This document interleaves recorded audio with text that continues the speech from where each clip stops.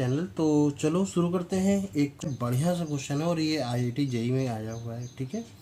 तो चलिए अब 2 मिनट आप इसको एक काम कर सकते हो क्या कि सबसे पहले ना आपको इसको खुद से सॉल्व करना है। यानी कि करना क्या है, बस जस्ट आपको ये क्वेश्चन को देखना है और 2 मिनट के लिए अपना दिमाग लगाना है और सॉल्व करना है, ठीक है।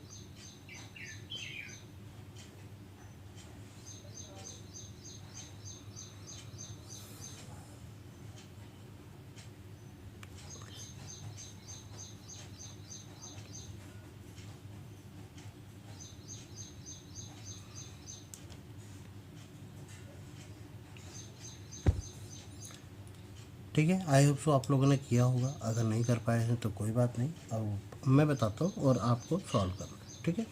तो देखो कहा क्या गया है कि A1 A2 A3 AN तक ये एक AP है whose the common difference is integers, जिसका कॉमन डिफरेंस क्या है, एक इंटीजर्स है। यानी कि कॉमन डिफरेंस D उसकी वैल्यू A/B के फॉर्म में नहीं है या P/Q के फॉर्म में नहीं है।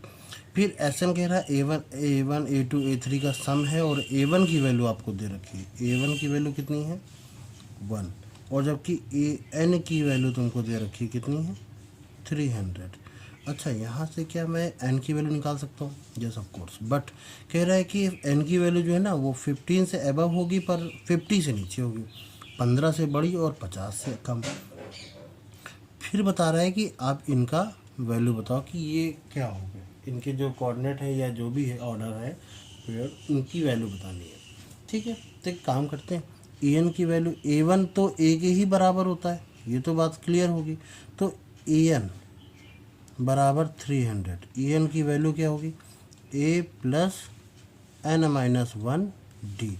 वो किसकी वैल्यू कितनी है 300 है, इसकी वैल्यू 1 रख लेंगे तो N-1 और D इसकी वैल्यू कितनी आ जाएगी 300 आ जाएगी। अगर मैं 1 को उस साइड ले जाऊंगा तो N-1 और D इसकी वैल्यू कितनी आ जाएगी, 300 में 1 चला जाएगा तो 299, कितना आ जाएगा 299। अरे यार इसको सही से लिखो पहले, 299, क्लियर।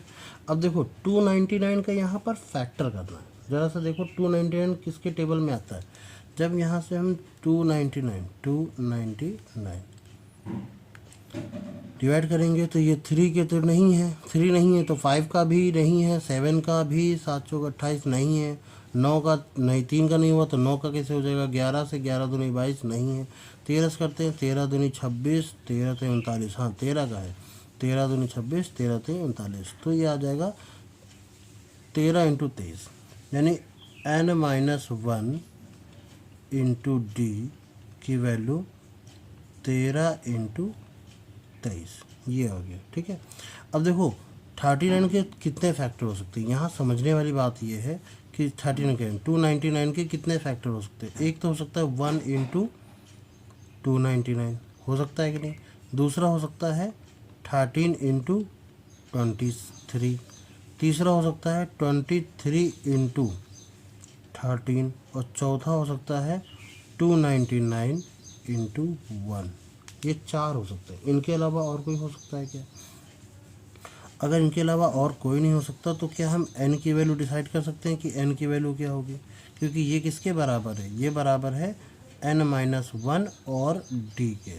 तो N-1 की वैल्यू इन 4 में से कोई भी एक हो सकती है, ये 4 में से, सॉरी चौथा वाला काट दिया मैंने, इन चारों में से कोई भी एक हो सकती है N की वैल्यू। चलो चेक करते हैं। जब हम N-1 = 1 रखते हैं तो N की वैल्यू आती है 2, और जब अगर हम N-1 बराबर 13 रखते हैं तो N की वैल्यू आती है 14।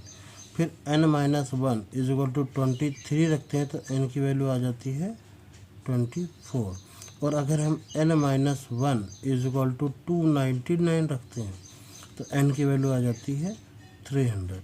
यहाँ से N की कई सारी वैल्यूज आई हैं, बट क्या हमारे पास एक क्राइटेरिया दिया गया था कि N की वैल्यू 15 से बड़ी होगी और 50 से छोटी। ये तो N की वैल्यू है पर ये तो 15 से भी छोटी है, नहीं ले सकते।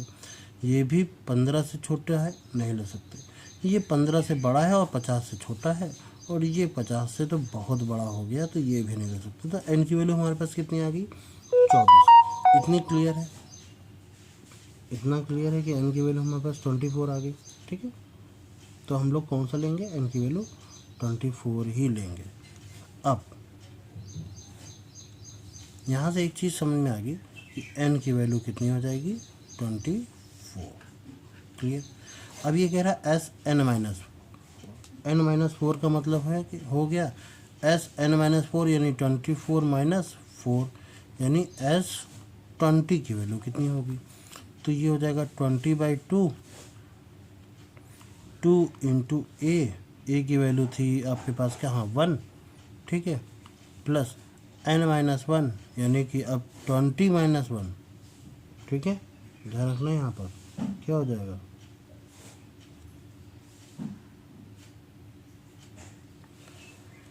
20-1 डी। 20-1 यानी 19 और डी की वैल्यू, अच्छा डी तो निकाला ही नहीं हमने। अगर एन की वैल्यू वहाँ पर देखो हमारे पास दो चीज़ थी, डी की वैल्यू क्या हो सकती है? अगर 23 इंटू 13 था और ये n-1 की वैल्यू आ गई थी, तो डी की वैल्यू कितनी आएगी उस कंडीशन में? 13 आ जाएगी, है ना? तो ये 13 लिख देंगे। ठीक है, तो ये आ जाएगा 10 2 और 19 और 13 का मल्टीपल कितना होगा? 248 नहीं, 248 नहीं होगा, एक सेकेंड, मैं बार बार भूल जाता हूँ। तो 19 इंटू 13 देखा जाए तो 16 से 3 बड़ा है, ये 16 से 3 छोटा है। तो 16 का स्क्वायर कितना होता है? 256 और 3 का स्क्वायर कितना होता है? 9। तो यहाँ से माइनस कर देंगे, कितना आ जाएगा? तो ये आ जाएगा 7। अरे 7 आ रहा तो 88 कैसे हो सकता है लास्ट में? ठीक, 247 तो आ जाएगा 247। अब 247 प्लस 2 तो आ जाएगा 49 और इंटू 10 करेंगे तो ये 0 आ जाएगा, तो 2490। ठीक है,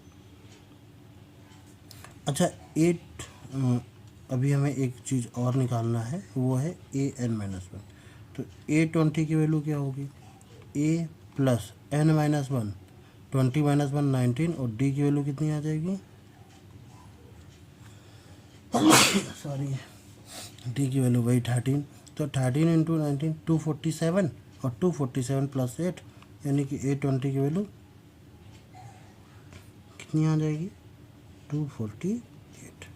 ठीक है, तो हमारे पास जो वैल्यू आएगी इसमें यानी कि 2490 कॉमा 248। क्लियर।